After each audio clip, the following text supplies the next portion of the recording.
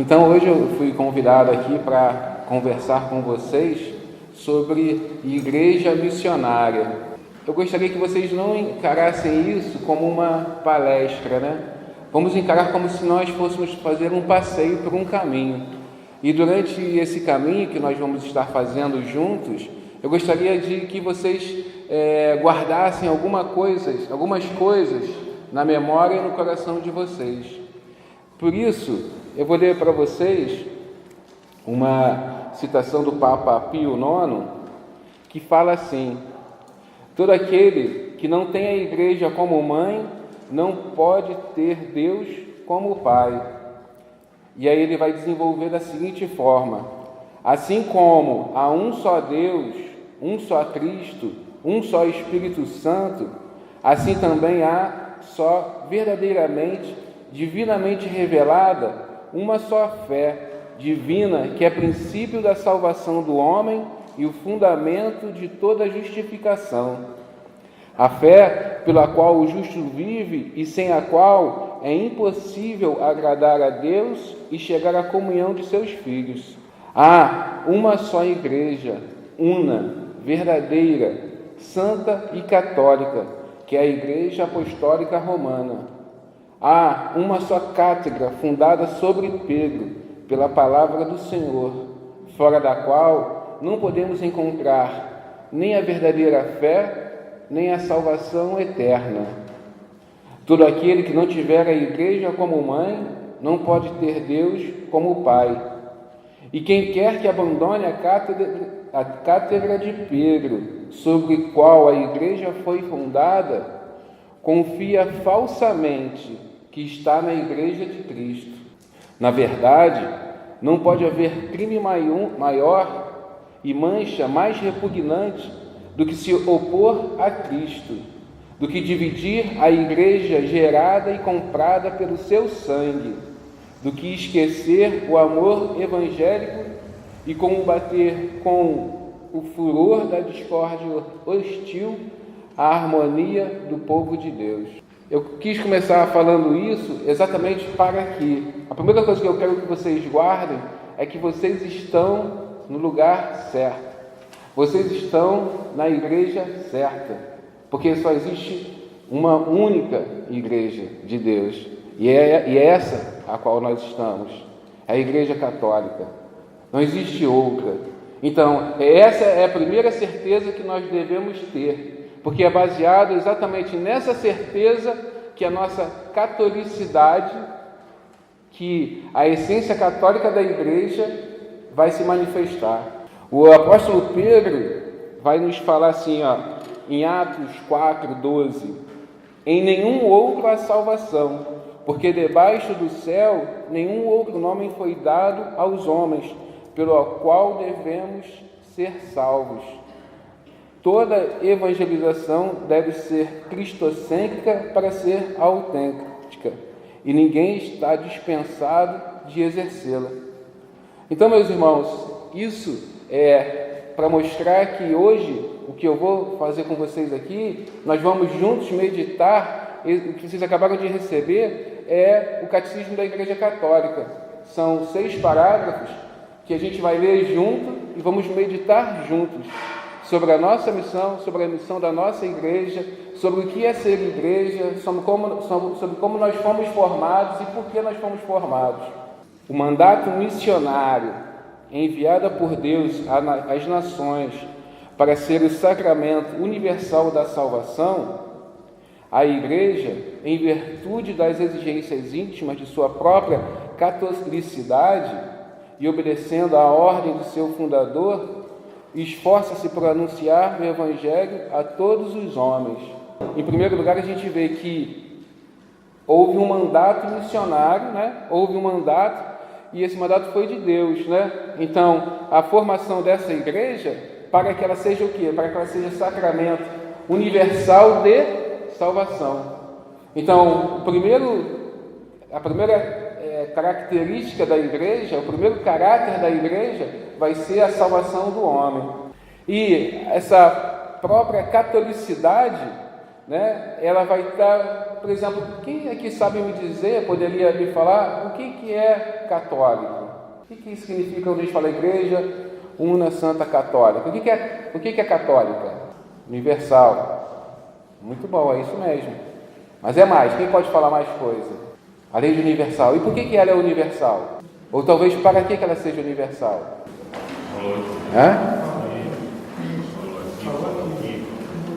Vamos lá, fala mais alto aí para me escutar também. Sim, também abrange o universo. A gente aprendeu na catequese, né, que a igreja é católica porque é universal. E é universal porque está no mundo inteiro, né? Ela está no mundo inteiro.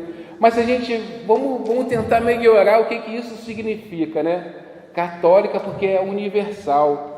Olha, eu posso falar assim, ó, que na segunda-feira, quando o Marquinhos estava fazendo a palestra, eu estava aqui, mas ninguém de vocês me viu aqui, ou poucos me viram. Vocês me viram aqui na segunda-feira? Muitos não viram. Sabe por quê? Porque eu só estava aqui. Hoje vocês estão me vendo, não estão me vendo? Porque hoje eu estou aqui para vocês. Então, a igreja, ela vai se tornar católica porque ela, mais do que estar em todos os lugares, ela é para o povo. A função primeira dela é evangelizar a todos. Então, católica significa universal, não no simples fato de estar em todos os lugares, mas de ser para todas as pessoas. E porque ela é para todas as pessoas, ela está em todos os lugares. Por isso que a igreja é católica, porque ela é para todos. E a gente vai ver que algumas passagens que eu separei, João 20, 21, como o Pai me enviou, assim também eu vos envio.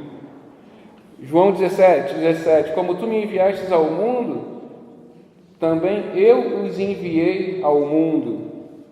Quem vos ouve, a mim ouve. Quem vos rejeita, a mim rejeita. E quem me rejeita, rejeita aquele que me enviou. Lucas 10, 16. No Atos 1, 8. Sereis minhas testemunhas. Em verdade vos digo, quem recebe aquele que eu enviar, a mim recebe. A quem me recebe, recebe aquele que me enviou. E, para finalizar, Marcos 16, 15. Ide por todo o mundo e proclamai o Evangelho a toda a criatura. É a ordem do próprio Senhor Jesus. Ide por todo o mundo e proclamai a toda a criatura. Então, a catolicidade da igreja está ligada exatamente a isso. Ela é fonte de salvação, ela é o meio que vai ajudar a todos nós na salvação. Para isso é necessário ela ser o quê? Ela ser evangelizadora para todas as pessoas, para todas as pessoas no mundo inteiro, sem exceção. E para isso ela está no mundo inteiro. Por isso ela é universal. Universal porque é para todos. Porque a salvação é para todos, né? Ide, portanto, e fazei todos meus discípulos, batizando-os em nome do Pai, do Filho e do Espírito Santo, e ensinando-os a observar tudo quanto vos ordenei. Eis que estou convosco todos os dias até a consumação dos séculos. Mateus 28, do 19 ao 20. E aí a gente vai pensar assim, olha, então o Senhor Jesus, ele faz o primeiro mandato de ir anunciar o Evangelho. Mas depois ele faz um segundo mandato: batizai-os em nome do Pai, do Filho e do Espírito Santo. E isso traz para a gente um vínculo. Por quê? Porque assim, Jesus primeiro manda os apóstolos, não é verdade? E os apóstolos vão. E depois de ao anunciar essa palavra, ele também batiza em nome do Pai, do Filho e do Espírito Santo. Isso faz com que... Quem foi o primeiro a ser batizado? Não foi Jesus? Então, o nosso batismo, ele se vincula ao batismo de Jesus. E se Jesus é o missionário por excelência, assim também o nosso batismo se vincula a esse missionário por excelência, e nós também somos convidados a essa missão de anunciar o Evangelho, de levar o Evangelho a toda criatura. Então, nós poderíamos dizer que, à medida da nossa catolicidade, ou quando eu falo que eu sou cristão, católico, apostólico, romano, Ou seja, quando eu falo que eu sou católico, significa que eu também sou missionário. Porque não tem como eu ser católico sem ser missionário. Não tem como eu ser católico se eu não levo a palavra do Senhor a toda criatura. É a essência da igreja ser católica. É para isso que ela foi criada, né? Para levar a palavra e a salvação de Deus a toda criatura. A origem e o escopo da missão, o mandato missionário do Senhor, tem sua fonte última no amor eterno da Santíssima Trindade. E, gente, isso é uma das coisas mais bonitas, né? Porque eu falei que algumas coisas eu queria que vocês fossem juntando pelo caminho. E agora eu vou falar a segunda coisa que eu quero que vocês juntem. Então, a primeira coisa foi, o que mesmo? Vocês estão no lugar certo. Nós estamos no lugar certo, é aqui que é para a gente estar. Não tenha dúvida disso nunca. E o segundo é, nós somos filhos do amor. Nós somos filhos do amor. A origem e o escopo da missão, o mandato missionário do Senhor tem sua fonte última no amor eterno da Santíssima Trindade. Você já deve ter ouvido falar sobre a Santíssima Trindade. É uma realidade difícil para a gente, para a nossa inteligência, que é pequena, compreender. Mas a gente pode explicar, porque é um mistério, não é algo que a gente não consegue explicar. O mistério é algo que a nossa inteligência talvez não consiga compreender. Então, o Pai, que é o amor, o Papa Bento XVI escreveu Deus caritas est, Deus é amor, né? O Pai é aquele que ama o Filho. O Filho responde a esse amor amando o Pai. Essa relação, o Espírito Santo é a ação desse amor, né? Vocês já ouviram falar assim? Vocês já ouviram por aqui? Né? Falando sobre o Espírito Santo? Então, só que o amor, para que serve o amor? O amor não teria sentido existir se não fosse para amar. Então, a relação do Pai, do Filho e do Espírito Santo, que é baseada no amor, em um determinado momento, ela transborda. Ela tem que ter o seu objetivo, que é o quê? Amar. Então, por isso, Deus cria o ser humano, por um ato de amor. E aí vai acontecer que em um determinado momento da história nossa, por escolha nossa e por sedução do inimigo, a gente corta esse vínculo. Deus não nos amou somente na criação. Deus nos ama todos os dias. Quem tem filhos aqui? Muito bem. As mães e os pais, mesmo antes de ficar grávidos, ou então quando ficaram grávidos, né, porque eu acho que tanto o pai quanto a mãe fica grávido, vocês já amavam o filho de vocês. Quando ele nasceu, esse amor ainda ele cresce mais. E no decorrer da história, cada vez mais a gente vai amando os nossos filhos. Então, assim, com o mesmo amor com que Deus nos amou no momento da nossa criação, com o mesmo amor Ele nos ama hoje, agora. Independente do nosso pecado, independente da nossa condição. Então, o amor nos ama. E, como eu falei, num determinado momento, esse amor foi rompido, né? E eu gosto de imaginar a cena no céu. Está lá o Pai, o Filho e o Espírito Santo, né? E no momento que houve o pecado original, o Pai, o Filho e o Espírito Santo fala assim, poxa, o nosso amado, né? O homem, o nosso amado, o que será dele agora? Eu não quero perder esse amado. E aí o que ele vai fazer? O Pai vai falar assim, ó, filho, eu te envio, vai lá e salve os nossos amados. E é isso que vai acontecer. Por isso que o Senhor Jesus vai ser o missionário por excelência, porque ele foi o enviado para a salvação do homem, para a redenção do homem, mas ele também sabia que, acontecendo essa redenção, o homem por si só, né, apesar da salvação já ter sido conquistada, né, a redenção já ter sido conquistada, nós não conseguiríamos viver sozinhos, sem o auxílio da graça desse sacramento universal que é a igreja. Nós precisaríamos de auxílio.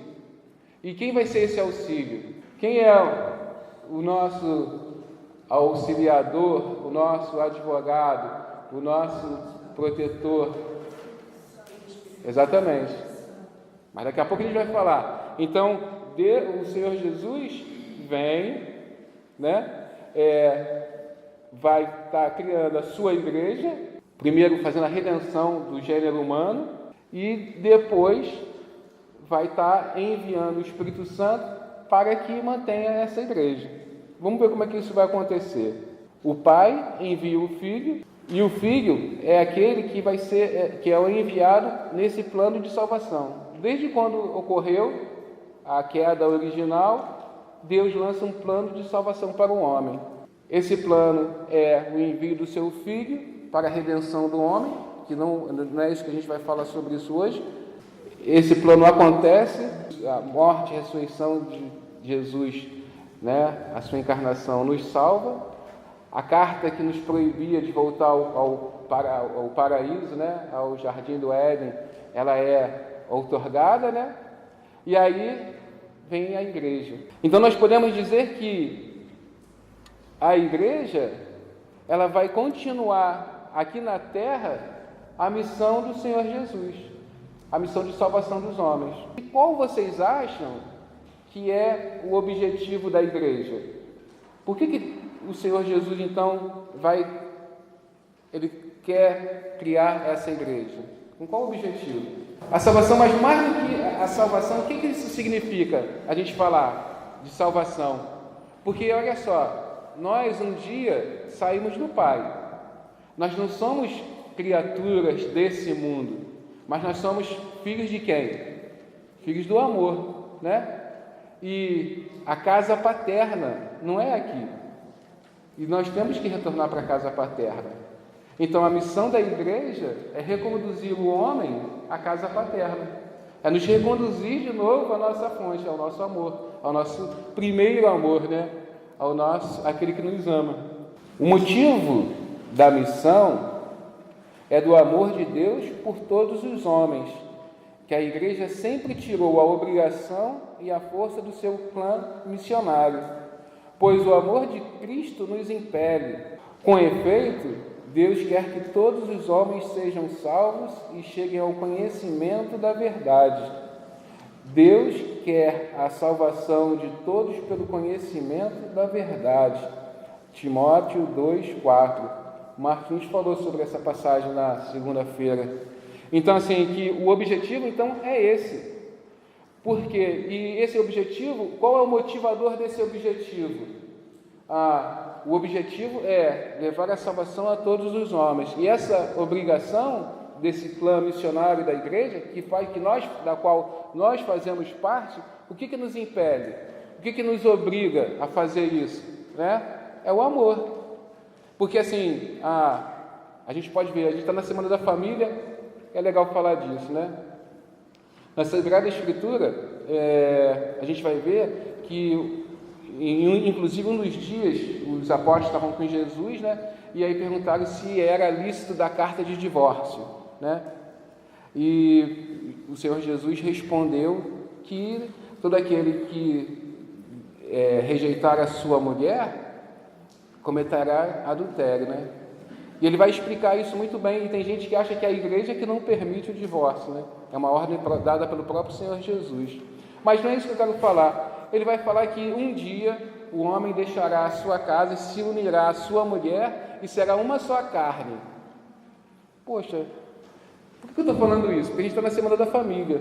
Então, um dia um homem se unirá à sua mulher por amor. Lembra que a gente está falando assim, olha, eu falei ainda agora sobre o amor, pai, filho, o amado, o amante, o amado, a relação desse amor. Se a gente for falar da família, o homem e a mulher, o marido que ama a esposa que ama o marido, e aí você tem os filhos, que é uma só carne, de quê? Do amor do marido e da esposa, não é? Porque assim, Deus falou assim, na criação, façamos o homem, no caso, homem e mulher, a nossa imagem e semelhança. Então, a semelhança da Santíssima Trindade do amor se reflete também sobre esse amor da família. E é isso que estão querendo acabar. Estão querendo acabar com as famílias. né? E, voltando para o nosso tema aqui, então, o que nos impele a evangelizar, e a família, a casa, é o primeiro lugar da evangelização, é o amor. A salvação está na verdade. Os que obedecem à moção do Espírito Santo de verdade já estão no caminho da salvação. Mas a igreja, a quem esta verdade foi confiada, deve ir ao encontro de seu anseio, levando-lhes a mesma verdade. Ela tem de ser missionária, porque crê no projeto universal da salvação. A salvação está na verdade. E quem é o caminho, a verdade e a vida? Que é o quê? O fundador da igreja, né? A gente tem as notas da igreja, né? Quais são as notas da igreja? Vocês sabem? Quais são as notas da igreja? Eu falei logo no início. Una, Santa, Católica e Apostólica, exatamente. Então vamos relembrar do tempo do catecismo lá. Una, por que a igreja é única? Porque a igreja é una. Porque ela é única, porque tem um só Deus. Então a unicidade da igreja está ligada diretamente à unicidade de Deus. Porque se a gente falar que tem mais do que uma igreja, significa falar que tem mais do que um Deus. Isso seria a pior blasfêmia que a gente poderia falar. Ela é santa por causa da sua fonte, do seu fundador e da sua alma. A fonte da igreja é o próprio Deus Pai, Criador. O seu fundador é Jesus Cristo. E a alma é o Espírito Santo. A igreja é fiel depositária da revelação de Jesus. Jesus um dia juntou os apóstolos e ensinou a eles, conviveu com eles, deu tudo o que eles precisavam para levar a boa nova, anunciou a eles a boa nova. Eles são testemunhas oculares, fiéis de tudo que Cristo revelou. E a revelação acabou quando o último apóstolo morreu. E esse depósito da fé foi confiado à igreja. A igreja leva a verdade. Então não é errado a gente falar que se nós obedecemos a Deus, nós obedecemos à igreja. Se nós seguimos a Deus, nós seguimos a igreja. E quem segue a igreja não erra. E São Paulo vai nos falar assim, e como se poderia querer amar a Cristo sem amar a igreja? Uma vez que o mais belo testemunho dado de Cristo é o que São Paulo exalou nesses termos. Ele amou a igreja e entregou a si mesmo por ela. Efésios 5, 25. Então o Senhor Jesus Cristo deu a sua vida pela igreja. Então se Cristo deu a sua vida pela igreja, como não amá-la? E vai falar assim, porém, ainda, né, o apóstolo Paulo vai falar assim, porém, como invocarão aquele a quem não tem fé? E como crerão naquele que não ouviram falar, se não houver quem pregue? Muitas das vezes, o único evangelho que nosso irmão vai ter, como meu amigo Marcos gosta de falar, somos nós.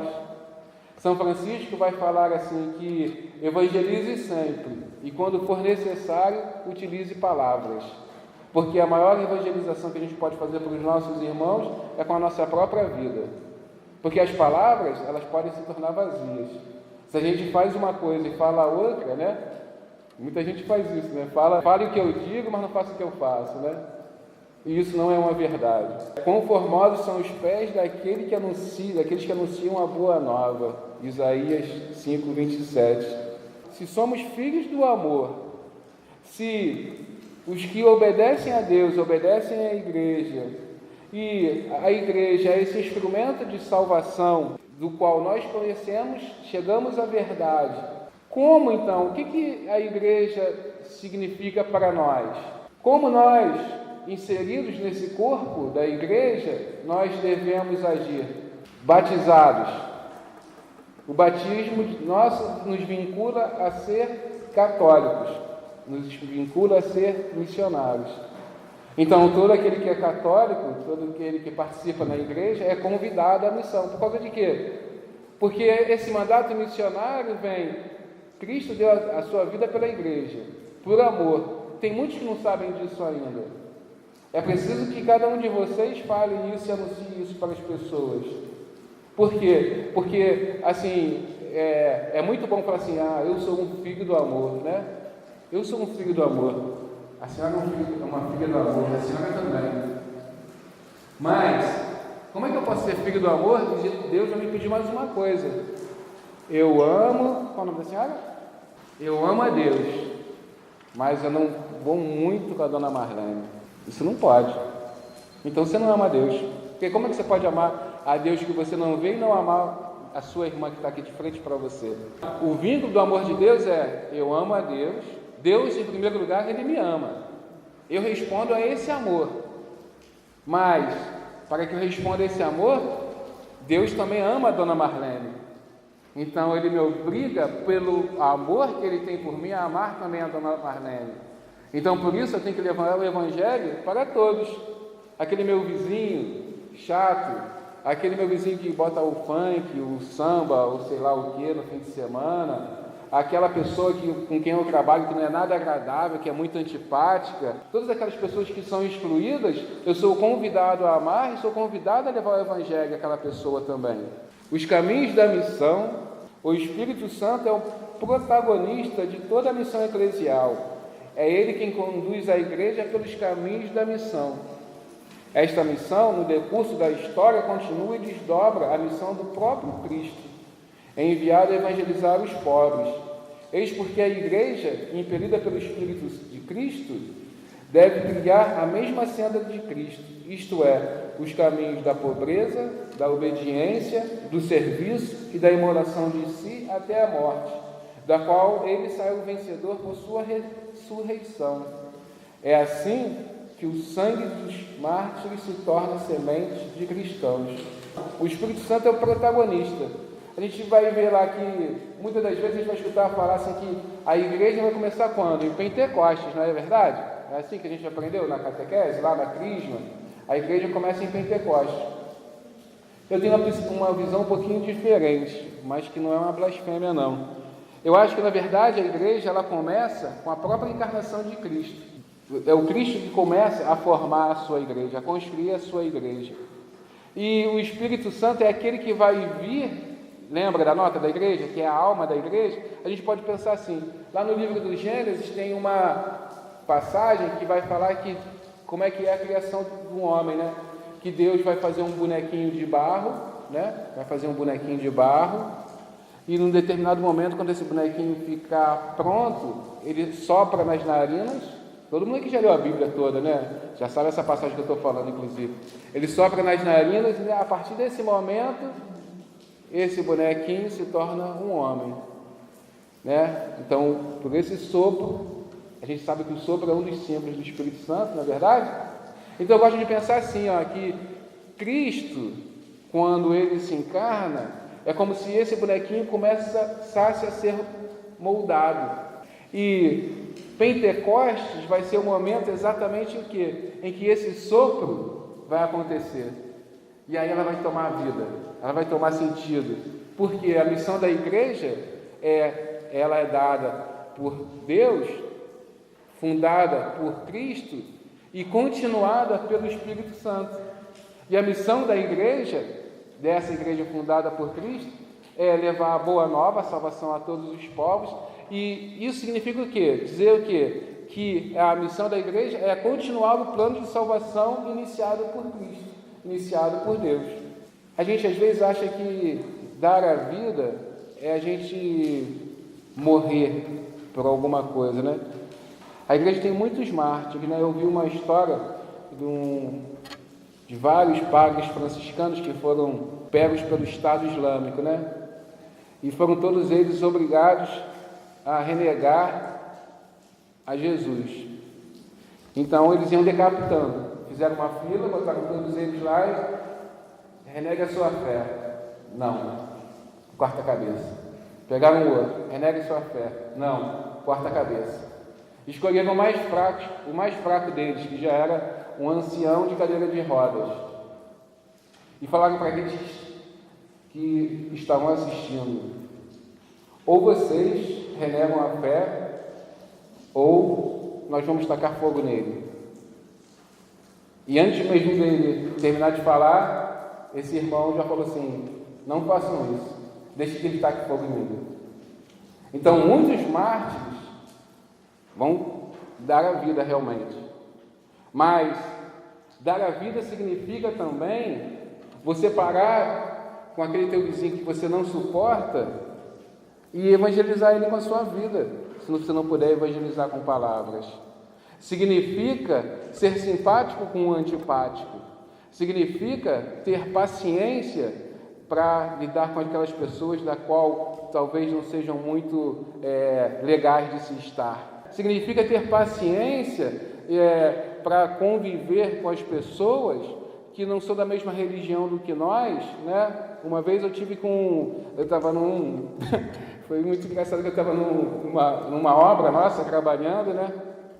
E nessa obra eu entrei numa sala, né, que só tinham protestantes, né? E aí eles falaram, aí eu, ao entrar, de alguma forma, eles falaram assim, não, pelos modos do João, ele também é da nossa igreja, ele também. E aí me perguntaram assim, qual é a sua denominação? Eu falei, a minha denominação, eu sou da Igreja Católica.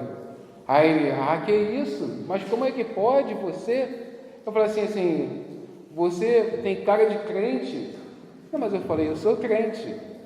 E eu falei assim, vamos ver se a minha fé é diferente da sua. Eu falei para ele assim, eu creio em Deus Pai Todo-Poderoso, Criador do céu e da terra, e em Jesus Cristo, seu único Filho, nosso Senhor, que foi concebido pelo poder do Espírito Santo. É nesse que você crê? Então eu também creio no mesmo Deus que você, né? E eu falei o credo todo para ele, e ele falou assim, não, realmente. Eu falei assim, então eu sou crente. Talvez eu não pertença a essa denominação, como você chama, mas eu pertenço à igreja que foi fundada pelo Senhor Jesus. E aí, ficamos conversando lá sobre bastante coisa.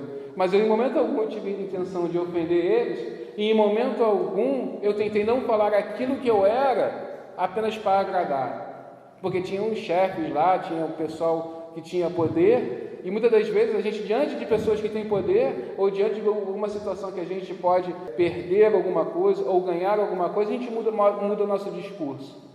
Então, dar a vida para mim também significa não mudar o nosso discurso. Eu dou a minha vida pelo Senhor. Não importa se isso vai me custar um emprego, não me importa se eu vou falar alguma coisa para alguém que talvez, lógico, eu vou falar com carinho, eu vou falar com amor, mas não importa o que isso vai causar. Eu não posso não dar a minha vida nesse sentido pelo Senhor que deu a vida por mim. Vale também dizer, a igreja é a maior instituição humanitária do mundo. Não existe outra que ajude tanto os homens como... Eu gostei muito porque a Rede Globo, que é uma das emissoras de televisão que eu menos suporto, ela adora sentar o pau na igreja, né? E ela foi obrigada a cobrir a reportagem onde a igreja estava distribuindo cestas básicas para todos os funcionários do Estado que estão desempregados por causa do governo. Então, eu acho que deve ter doído muito profundamente neles, que só atiram pedra na igreja, terem coberto isso, né? Porque a Rede Globo é uma emissora riquíssima e não fez nada, né? Vem com essa criança esperança aí, da qual vocês me perdoem, mas eu não acredito. Mas, em sua peregrinação, 853, não ignora a igreja o quanto se distanciam entre si e que ela profere, e a fraqueza humana daqueles dos quais o Evangelho foi confiado. Somente avançando pelo caminho da penitência e da renovação, e pela porta estreita da cruz, o povo de Deus pode estender o reino de Cristo. Com efeito, assim como Cristo consumiu a obra da redenção na pobreza e na perseguição, assim a igreja é chamada a seguir o mesmo caminho, a fim de comunicar aos homens os frutos da salvação. Muito importante essa parte, né? Porque o que quer dizer aqui a parte principal, não ignora a igreja o quanto se distanciam entre si a mensagem que ela profere e a fraqueza humana das quais o Evangelho foi confiado. A quem foi na igreja confiado o Evangelho? Aos bispos, ao Papa, aos padres, aos diáconos, aos religiosos, às religiosas, mas a lista continua, aos fiéis, são a todos. E a gente tem costume, né? quando falam de pedofilia. E pedofilia paga. O nome pedofilia está associado a paga. Se a gente for olhar na sua proporção, a gente sabe que os maiores casos de pedofilia, primeiramente, acontecem dentro da família, pelos parentes mais próximos. Depois vão acontecer por aquelas outras pessoas que são mais próximas da família, como amigos, pessoas que frequentam a casa. A proporção de história de pedofilia que existe sobre pagos em relação à quantidade de casos existentes é 0,00 alguma coisa. Mas parece que pela ênfase que é dada a isso, parece que se você fala assim, pedofilia é pago. Mas por causa de quê? Isso está ligado exatamente à perseguição que a igreja deve sofrer. Outra coisa que a gente pode relacionar a coisas do nosso mundo, a homossexualidade, né? Porque a maioria dos padres deve ser homossexual, porque é um homem frustrado que não conseguiu nada, então ele é um homossexual que vem para a igreja e vai abusar das crianças. Não é isso que a gente ouve?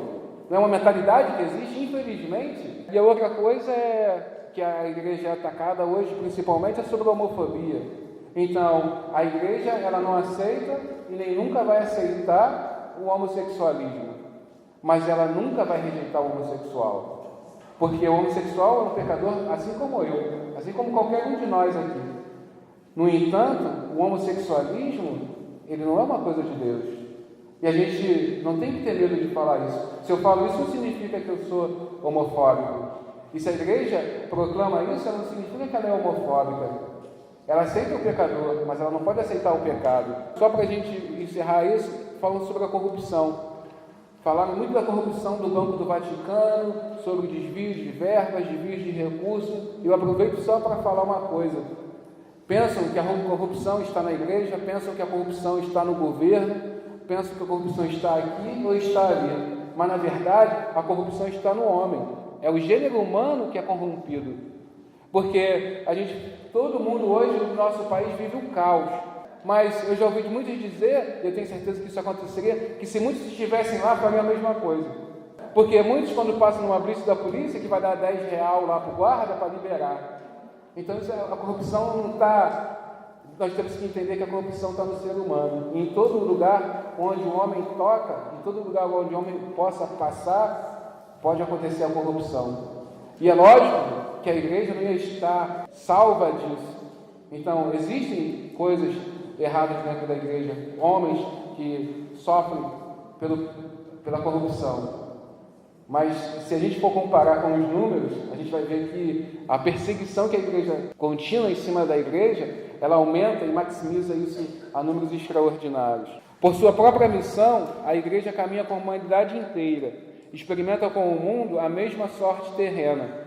É como o fermento e a alma da sociedade humana a ser renovada em Cristo e transformada na família de Deus. O esforço missionário exige, pois, paciência.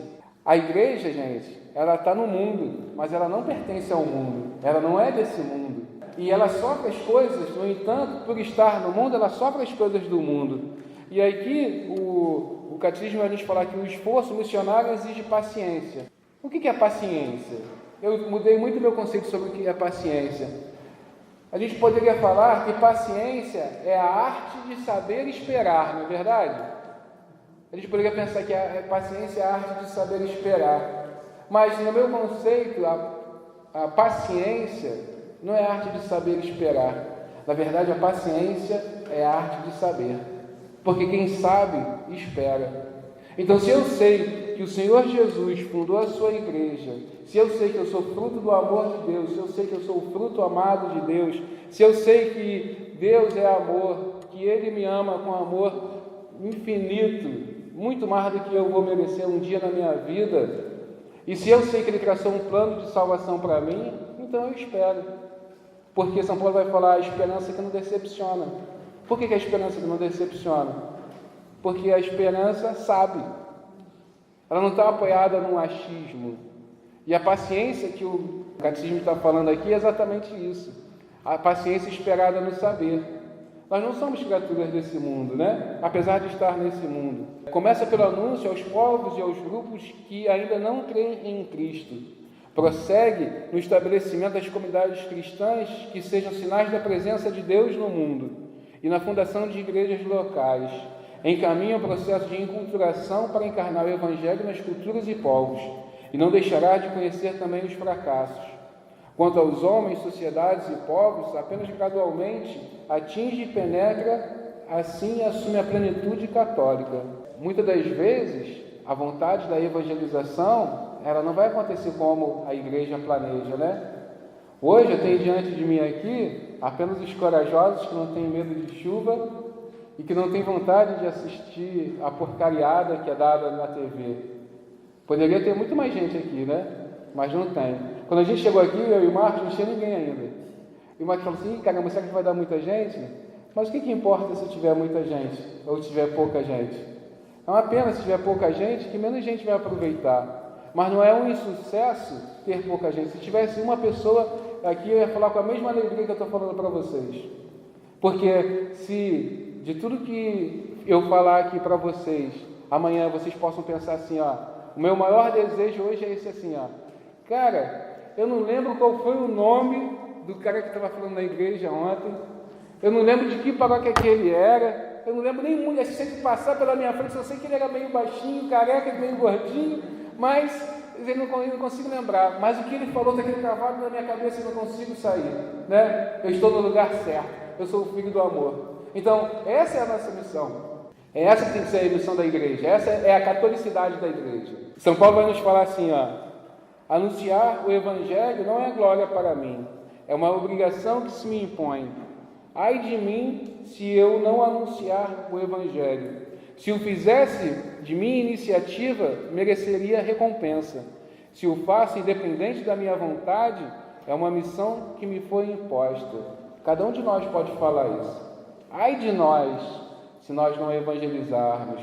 855. A missão da igreja exige o esforço rumo à unidade dos cristãos. Efetivamente, as divisões entre cristãos impedem a igreja de realizar a plenitude da catolicidade, que é própria naqueles filhos que, embora lhe pertençam pelo batismo, estão separados da plena comunhão com ela. Não só isso, mas também para a própria igreja se torna um fato um tanto mais difícil de exprimir, na realidade de sua plena catolicidade sobre todos os aspectos. E por que isso? Começa exatamente por aqueles que foram batizados, né? O Marquinhos falou sobre os 3 modelos de cristão, que são os circunstanciais, os comprometidos e os... Estou nem aí? Porque assim, o Brasil, o maior país católico do mundo, eu duvido, desculpa, mas eu não acredito nessa, isso é do censo, porque tem muitos católicos, se o católico é os primeiros circunstanciais, né? Vou batizar meu filho lá na igreja porque tem que levar a criança, porque a criança está chorando muito, acho que está com o ventre virado, então a gente vai lá para tirar o olho grande, o mal olhado, vamos lá batizar a criança, né? Porque faz bem. O fulano morreu, missa de 7º dia da minha sogra, caramba, eu tenho que ir lá. Muitas das vezes vem por superstição, não sabe o que é a igreja, mas lá eles são batizados. Eles vieram um dia a essa casa e se batizaram, se comprometeram, mas não seguem esse comprometimento. Tem os que não estão nem aí, tanto faz. Agora, eu posso falar para vocês, viver sem Deus talvez seja fácil, morrer sem Ele é que vai ser o problema, né? E os comprometidos, que são vocês que estão aqui, me ouvindo esse tempo todo, com vontade de ouvir a palavra de Deus e com mais vontade ainda de levar essa palavra de Deus, porque é assim que vocês vão ser católicos, né? E essa missão, São Paulo vai expressar que é de todos. O olho não pode dizer à mão: eu não preciso de você, nem a cabeça aos pés, não necessito de vocês. Antes, pelo contrário, os membros do corpo de Cristo que parecem os mais fracos são os mais necessários. Não sei o que eu estou falando, é São Paulo, falou em 1 Coríntios 12, 21 e 22. A gente não pode simplesmente se ater assim, não, mas, poxa, eu não sei falar bem, eu não tenho boa dicção, eu não sei ler direito, ou talvez eu não tenho uma boa aparência. Ora, o Senhor Jesus está falando assim, que ninguém pode se dispensar disso. E aqueles que parecem os mais fracos vão ser os mais fortes. Por quê? Porque se eu estou aqui falando para vocês, se vocês não estiverem gostando, é porque quem está falando realmente sou eu. Mas se vocês estiverem gostando, pode ter certeza que não tem nada a ver com isso. Eu estou apenas tentando não atrapalhar. Besteira nossa achar que a capacidade ou a possibilidade de evangelização vai estar em nós. Mas na verdade é o Espírito Santo que faz a missão. A tarefa missionária implica um diálogo respeitoso com os que ainda não aceitaram o Evangelho. Os fiéis podem tirar proveitos para si mesmo desse diálogo, aprendendo a conhecer melhor tudo quanto de verdade e de graça já se achava entre as nações, numa como que secreta presença de Deus. Se anunciam a boa nova, é para consolidar, completar e elevar a verdade e o bem que Deus difundiu entre os homens e os povos, para purificá-los do erro e do mal. Hoje nós estamos aqui dialogando sobre as coisas de Deus. Tudo bem que eu falei mais do que vocês, mas se nós estamos através desse diálogo aqui entre nós, ele pode acontecer também com outras religiões. Ele pode acontecer também no trabalho, com aquelas pessoas que de repente são de outras denominações, de outras religiões. Nós não temos que nos esconder, nós não temos que ter vergonha, porque nós também somos essa igreja missionária. E para que a gente possa se intitular como católico, é necessário assim, quando você fala assim, você é da igreja? Sou. De qual igreja? Da igreja católica. Você pensa assim, eu sou da igreja missionária, daquela que tem a missão primeira de levar Deus a todos os povos, que é instrumento de salvação, que é o sacramento universal da salvação aos homens. E eu faço parte desse sacramento, eu faço parte dessa ação missionária. Eu sou um dos missionários da minha igreja. Né? É assim que a gente tem que pensar. Porque senão, que católico que a gente é? O tal do católico não praticante? Porque eu nunca vi assim, essa expressão é a expressão mais contraditória, né? Eu nunca vi alguém falar assim, não, eu sou jogador de futebol, mas eu não sou praticante. Ou eu sou um marido não praticante. Eu sou uma esposa não praticante. Não tem como eu ser alguma coisa da qual eu não pratico. Finalizando, e para que tudo isso? Para que nós estamos aqui hoje? Para a glória de Deus, a confusão do demônio e a felicidade do homem. Graças a Deus que estamos aqui, né? Essa é a mensagem que eu queria passar para vocês. Que vocês possam levar guardado no coração de vocês exatamente isso. Nós estamos no lugar certo. Nós somos filhos do amor. E a nossa missão é levar essa mensagem por ordem do Senhor Jesus, mas uma ordem que não é baseada no autoritarismo. É uma ordem que é baseada na lei do amor. Eu vou evangelizar o outro porque Deus me amou primeiro, e com amor que é desconcertante. E por isso eu sou impelido a levar o evangelho dele a toda a criatura. Tá bom? Muito obrigado, que Deus abençoe vocês, tá bom?